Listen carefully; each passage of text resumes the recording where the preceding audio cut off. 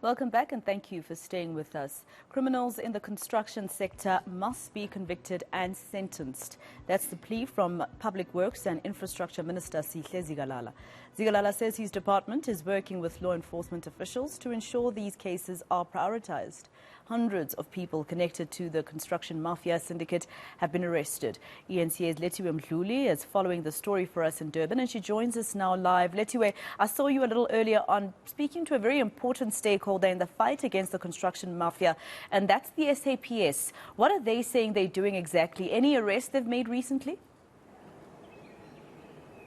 Well, Masako, they are saying that they are currently doing investigations and there are people that have been arrested across the province so far for what they term as a mafia that is running amok in the construction sector. Last week, we spoke to the Minister for Public Works, Sihle Zikalala, who did share that nationally there's been over 700 arrests when it comes to people who have threatened some of the construction places across the country. But here in KwaZulu-Natal, this issue has been ongoing for years, and in the past year we saw projects such as the Durban High Court. There are refurbishments that are currently taking place there.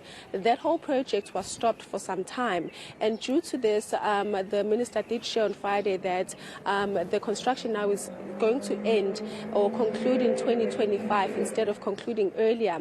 He also did share that because of this, a lot of construction runs up a lot of money, because government has to now prioritize the fact that there is a time that they lose out on when some of these people go to these construction sites and threaten people and also threaten companies as well. The minister did share also that in the economy of the country is affected by this, because they have to invest more money when people demand 30% from government when this happens. He did share that before COVID-19, they lost a sum of over 70 billion rand as government, due to the fact that there's a lot of construction mafias that are stopping government projects that are worth a lot of money.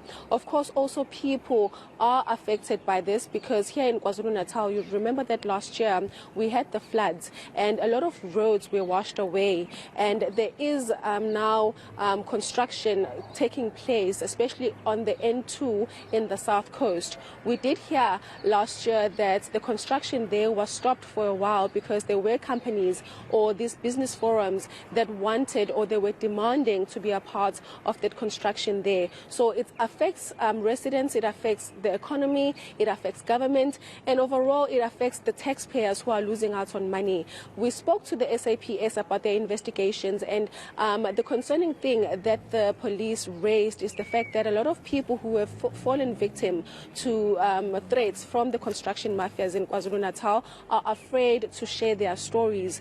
They are saying that a lot of people think that if they come forward, they will be targeted by these people. And unfortunately, a lot of times, these people know who are the people that are threatening them. So the police are having a hard time trying to investigate these cases. We also spoke to the Economic Development MEC a bit earlier on, Sboni Soduma here in KwaZulu-Natal, about what government is doing to try and prevent these construction mafias from running amok. He is saying that a lot of times, many of these business forums just want to be a part of this project. He's also debunking that there is a construction mafia in KwaZulu-Natal, or there are people who are threatening these businesses. He's saying that a lot of times you find that these people are just criminals. Speaking to him a bit earlier on about some of the interventions and what they're doing to try and curb this issue, this is what he had to say. Yes, it is a serious indictment that is taking place, where illegal activism taking place, where people just go and demand 30%, where some other people even stop the work that has been started or have been already been given to a certain service provider.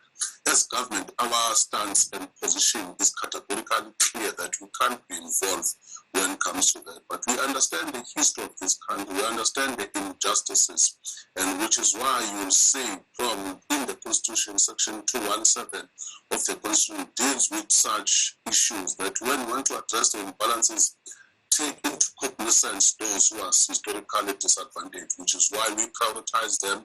We also set aside some of the strategic key projects in almost all areas in the province of KwaZulu-Natal. And we also engage all of some business forums as government, because it started in 2018. From then onwards, we've been engaging them on a regular basis, and there's been some improvement and business in the province. In the last World Coalition, there was not even a single complaint about mafias. That is why I'm saying, let us debunk this myth.